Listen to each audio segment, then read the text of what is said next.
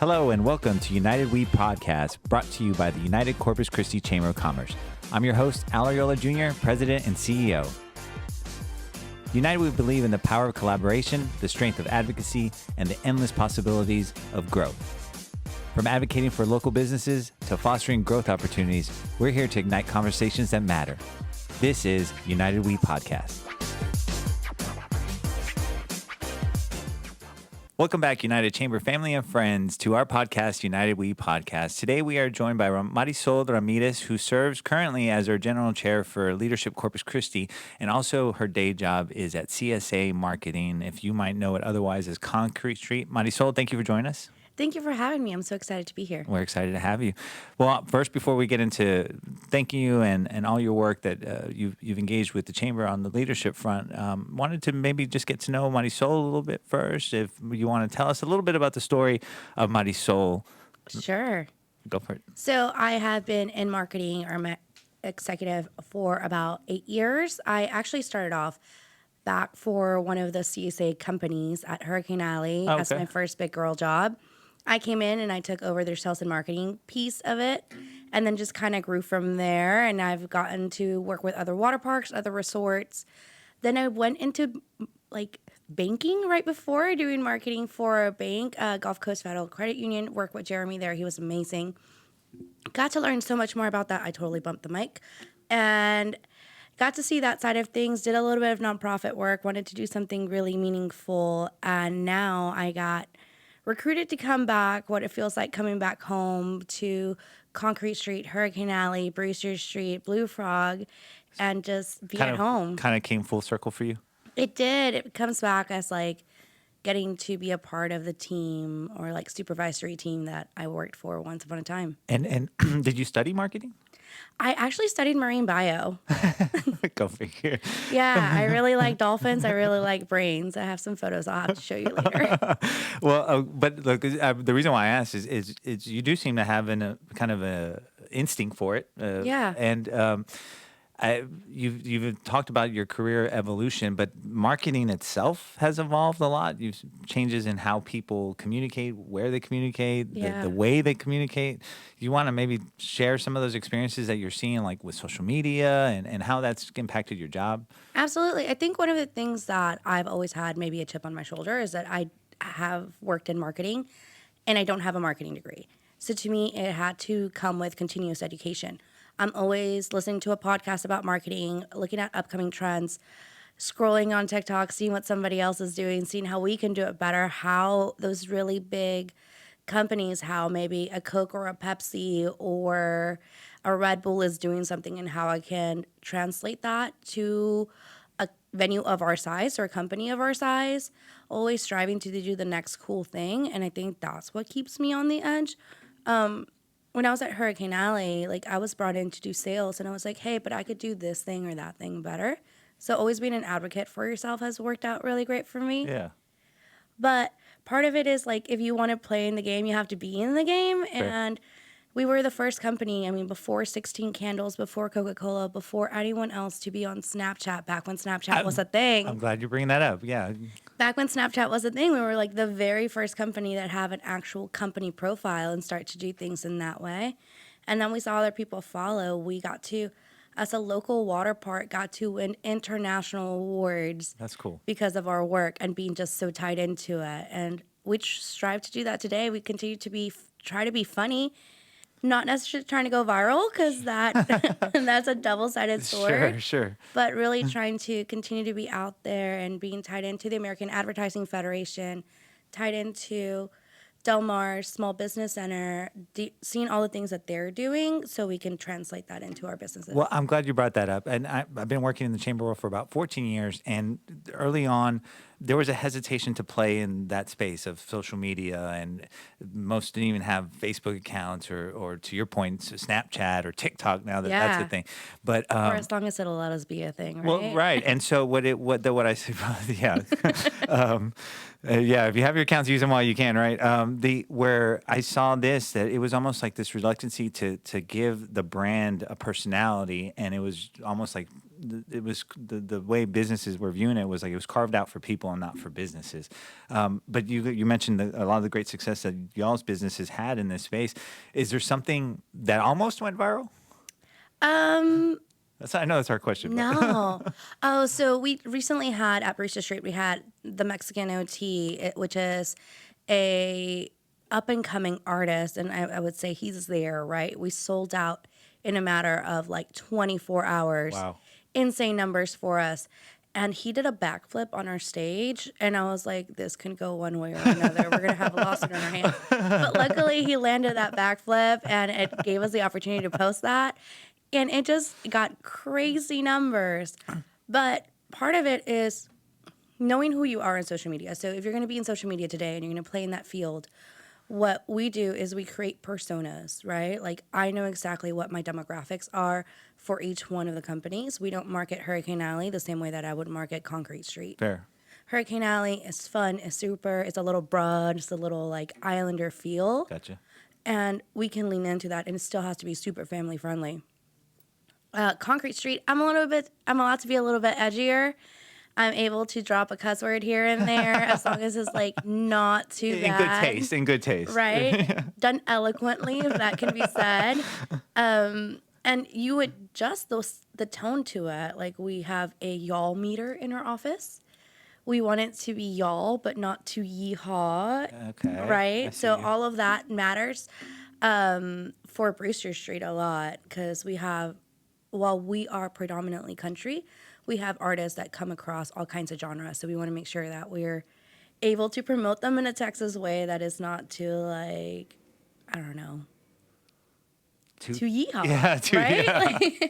Well, you mentioned all the businesses under the umbrella, and I appreciate that your perspective on this is that, you have to market to an audience a certain way who might be interested in going to the water park, might have a whole different perspective in going to Mexican OT. Yeah, it's concert. probably a little bit, very little overlapping demographic. Well, getting into your work experience, thank you for sharing all your marketing wisdom on this, especially a podcast that we're talking about social media and social marketing. Yeah.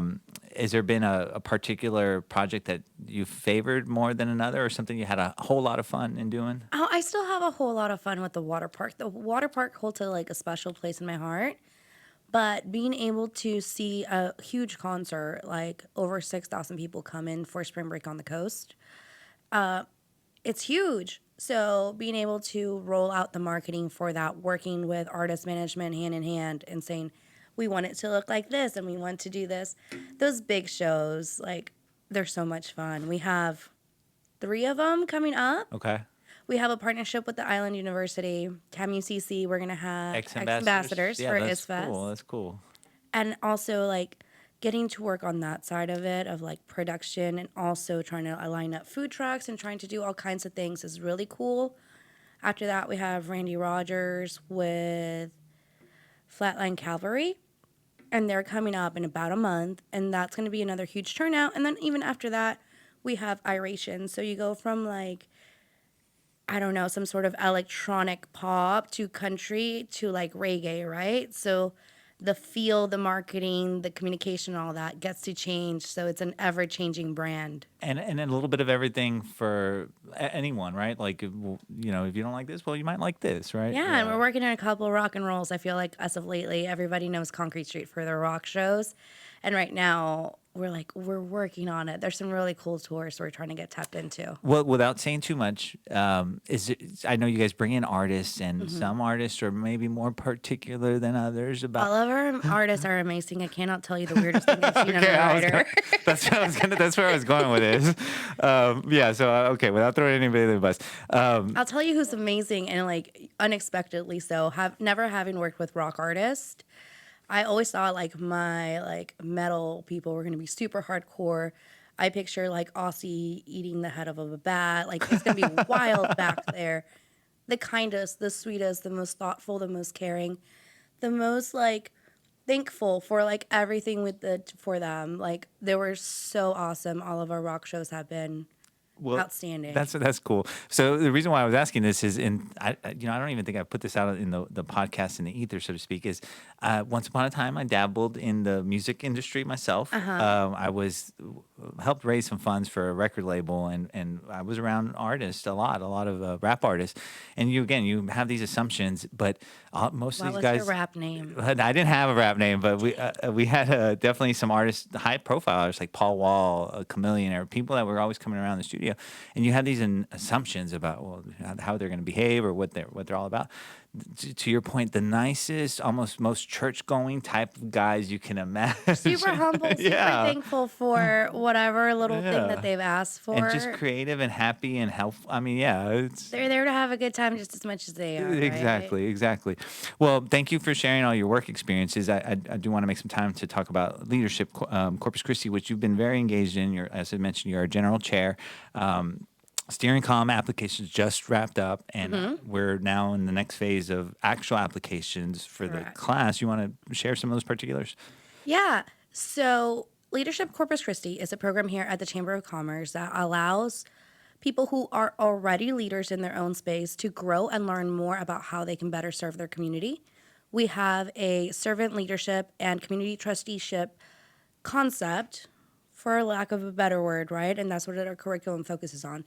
So through this 10-month program, you get to learn about what does education look like in the Coastal Bend, what does government look like in the Coastal Bend, economic development, diversity, so on and so forth. And at the end, you get to wrap up and learn about how you can be a servant leader and what does that look like in your space. It could mean running for office, being the next mayor, being the next city council person. I mean, which a lot of them were. Yeah. State Representative Todd Hunter was part of Leadership Corpus Christi. I don't remember his past number. Don't question me. There's a lot of them. And then he got to be general chair. So it's a really fantastic experience. We all know that, like, being adults, it's hard to make friendships that can last you a lifetime. And you get to be put in and go through this program for 10 months with 29 other individuals, and you come out with 29 advocates for you in whatever you want your goals to be. And it just happens naturally. We call it the magic of leadership. Yeah. You don't know why you're supposed to be there until you are there. And so I encourage everyone to apply. Well, and I appreciate you sharing that, because everybody has lifelong friends, so to speak, friends you grew up with, your neighbors, your friends, your mom, your parents' friends, kids, and all college that. Friends. And after college, it gets a little... Well, there you go. And you learn a little bit maybe more about who you are. And then when you experience leadership with other like-minded folks, you're like, hey, this is my tribe. We can do something together, great together. Well, I appreciate you sharing that there's a lot to learn in the community. Is there something you learned about yourself in particular that you were surprised about or took away from, saying, oh, you know what, I otherwise might not have known this about myself? I got to go through the program while I was really young. I was 23. Oh, wow. And I got to go through it, and I thought that being a leader was being the loudest person in the room. Fair enough. Or necessarily being the one that was like, I'm going to dabble in everything. I'm going to be part of every board. I'm going to be part of every organization. And what leadership really taught me is that I can sit back and take it all in and make my voice more impactful whenever it is that I choose to speak. And people are more willing to listen. Also, the power of saying no. Because if I am giving my time and my effort into 30 causes, it gets diluted, right? Or I can be really impactful in different ways. And that's a lesson that we try to teach all of them, even continuing now. Like, you're going to graduate from this program and you have boards and everybody wanting you to come and serve because you have a great understanding of our community. But being able to figure out what your why is and what aligns with you and what are your personal values and how we can help you get there. Right. It's almost that notion of being good at everything or being great at something, right? Yeah. And to your point is that when you really identify your passion, well, that organization is only going to be that much well served when that passion is fed. Yeah. And those passions can be ever growing. Like, I can come sit here. I mean, this is ultimately my last year with leadership, right? So I give it this time, and I felt like I actually have done as good of a job as I could have. And then I have the opportunity to take this talent and time and treasure somewhere else and do something really cool for a couple of years. And then that can change, right? Or maybe you run for office too or something. I would love to run someone's campaign. Maybe not the front face of it. Yeah. Well, right. The year, this has been your year of your general chairmanship. Thomas Cronin's coming in next year. Do you have any advice, any words of wisdom to share with him going into next year? I'm sure you've already shared them with him, maybe for the public to consume right now. No, I think Thomas is going to be fantastic, right? When you come in through the process of being chair, you are looking at while you're still serving as chair-elect, you're looking at the people who are serving with you. And I got to identify Thomas, who was actually my point of contact, or I was his point of contact in the program. So we knew each other fairly well. And I got to see his talent, and I got to see like everything that he brings to the table. My advice for him is to just like keep looking forward, because there's always the next session, there's always the next event, and all you can do is like move forward. But like enjoy it. I think you think of like it's a 10-month program, and while you're in the class or while you're looking at it from the outside in, you're like, oh my God, it's still going. But this is it. We have a huge privilege, right? There's over 1,500 alumni, and I'm the 52nd chair.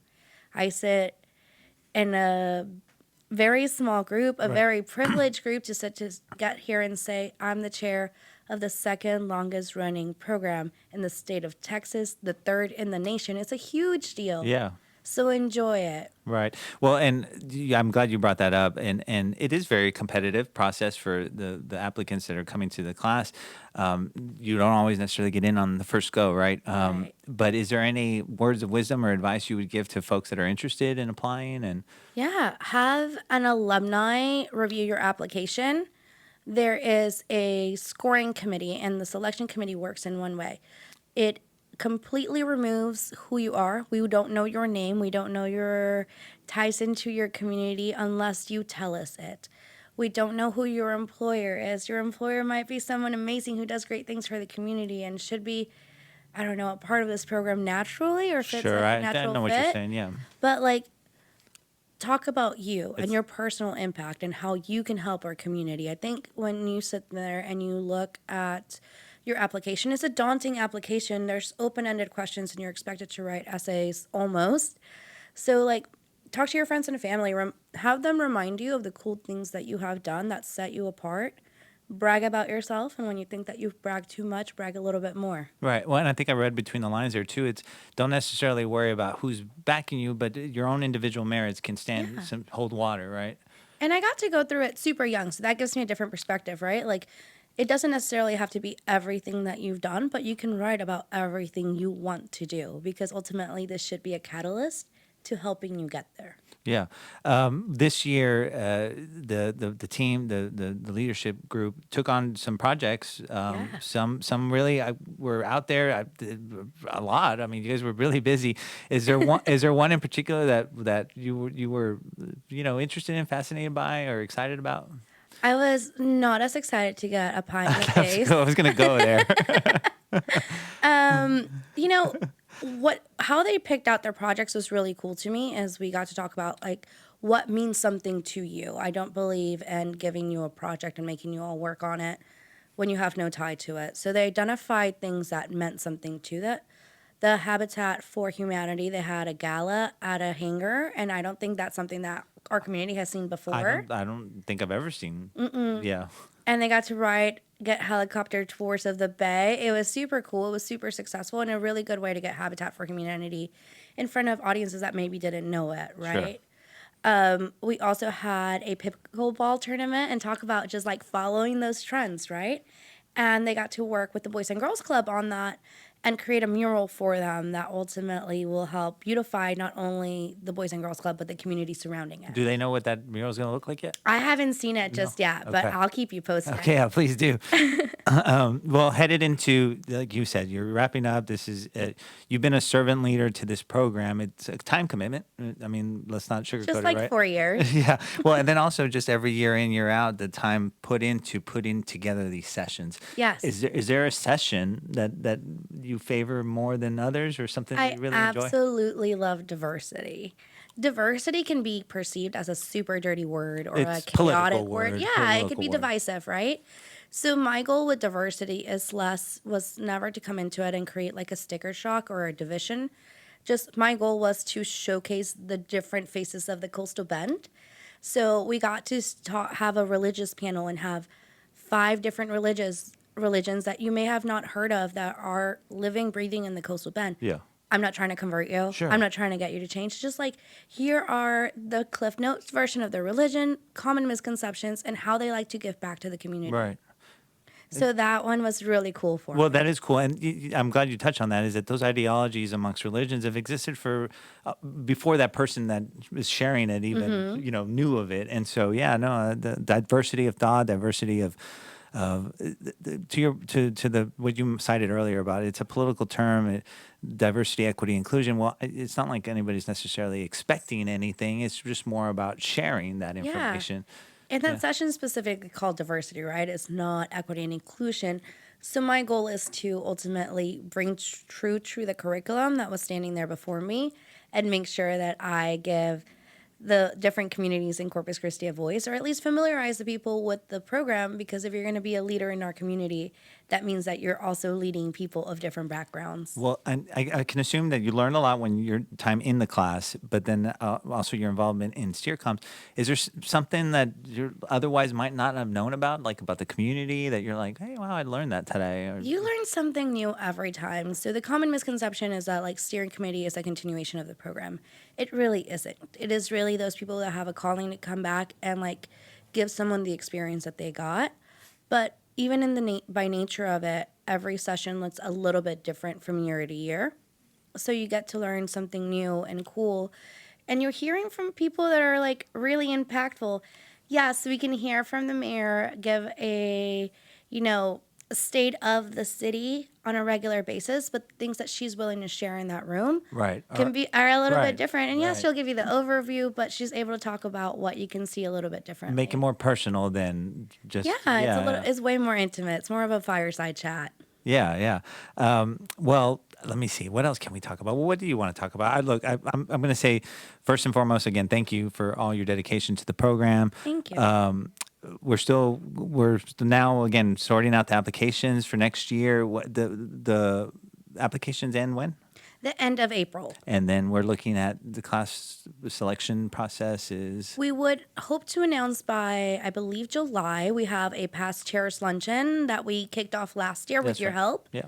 And we were able to bring the majority of the chairs that have chaired this program to come back and get involved in a new way. For a first-time event, it was not bad. I mean, that was well attended. It was really well attended. I mean, beyond people who have unfortunately not with us anymore or have moved away, that was a really great showing.